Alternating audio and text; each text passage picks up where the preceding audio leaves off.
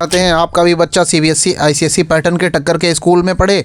जी हाँ, CBSE pattern के जितने भी अच्छे से अच्छे आपके इलाके में स्कूल हैं उसमें गवर्नमेंट की तरफ से फ्री में एडमिशन हो रहे हैं। तो आपको करना क्या है, आप सबसे पहले ये समझ लें कि गवर्नमेंट की एक स्कीम है उत्तर प्रदेश गवर्नमेंट की, RTE right to education.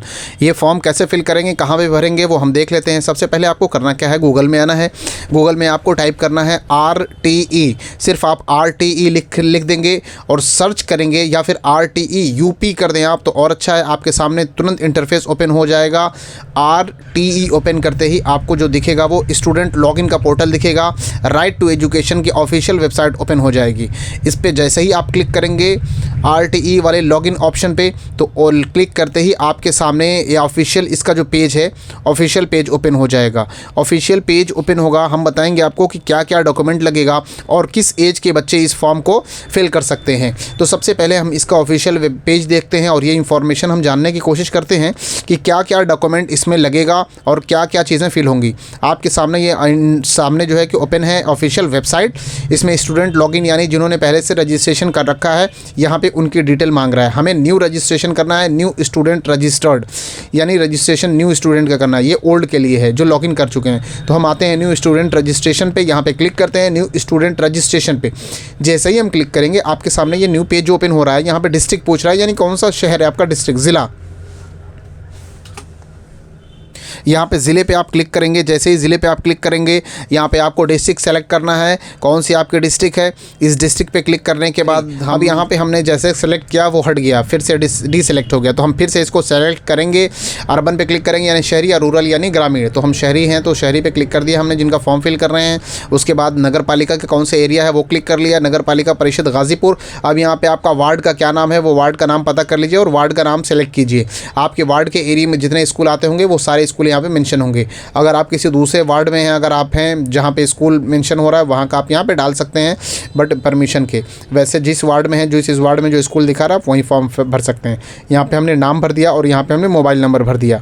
Mobile number भरने के बाद यहाँ पे नीचे कॉलम है डेट ऑफ बर्थ। याद रखिए मोबाइल नंबर जो लॉगिन हो, जो मोबाइल ऑन हो वही मोबाइल नंबर डालेंगे और डेट ऑफ बर्थ डाल करके हम आपको दिखाएंगे कि किस डेट ऑफ बर्थ का ले रहा है और किस क्लास में ले रहा है। इसमें सिर्फ 3 क्लास में एडमिशन होता है, प्राइमरी, प्री प्राइमरी और क्लास 1। ये सिर्फ 3 क्लास में एडमिशन होते हैं। तो हम यहाँ पे हमने डेट ऑफ बर्थ डाली है। एक डेट ऑफ बर्थ डाल करके मैं चेक करके आपको दिखा रहा हूँ। देखिए इसमें 2020 हमने डाला तो प्री प्राइमरी आ रहा है, ठीक है। 20 के बाद हमने 21 कर दिया तो कोई क्लास नहीं और not eligible for this admission under section act के तहत। हमने 19 डाल दिया तो प्री प्राइमरी, 18 डाल दिया तो भी प्री प्राइमरी 2018। उसके बाद 2017 जैसे ही हमने किया, एज और बढ़ा दिया तो क्लास 1 के लिए चला गया। 1 साल और हमने घटा दिया, कोशिश किया हमने कि 1 साल और घटा करके देखें।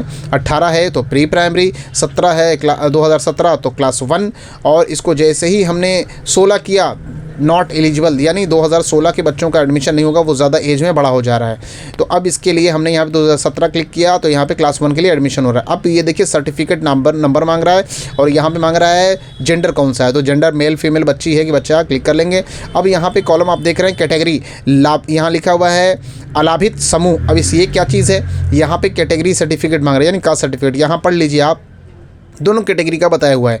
अलाभित समूह कौन है, अनुसूचित जाति, अनुसूचित जनजाति, सामाजिक और श्रेणी से पिछड़ा वर्ग, निःशुल्क अथवा विकलांग अथवा और भी जो भी पीड़ित बच्चे हैं, अभिभावक ऐसे हैं कि जो इनको कोई बीमारी है तो वो ऊपर वाले कॉलम में भरेंगे। और दुर्लभ वाले जो बच्चे हैं यानी जिनके माता पिता या संरक्षक जिनकी अधिकतम एनुअल इनकम यानी सालाना 1 लाख से कम है या 1 लाख तक है तो वो ये क्लिक करेंगे।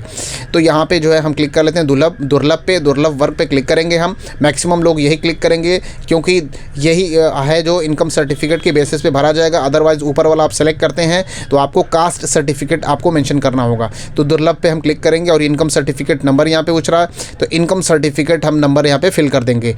आपको फॉर्म भरने के लिए आपको 3 डॉक्यूमेंट सबसे पहले बनवा लेने हैं। अभी इसका डेट है, ये 2 बार ख़त्म होकर के डेट बढ़ती है। अभी इसकी लास्ट डेट अभी बहुत आगे है, आप चाहें तो आराम से इसकी डेट आप वो ले सकते हैं। आपको बर्थ सर्टिफिकेट बच्चे का बनवाना है और इनकम सर्टिफिकेट बनवाना है और एक फ़ोटो ये लगा करके आपको फॉर्म फिल करना है। Thank you so much, I hope समझ में आएगा। कोई प्रॉब्लम हो आप मेरे ज़रिए भी फॉर्म फिल करा सकते हैं। आप दिए हुए नीचे कॉन्टैक्ट नंबर पे कॉन्टैक्ट कर सकते हैं, कमेंट्स के थ्रू आप कुछ भी पता कर सकते हैं। Thank you so much, bye bye.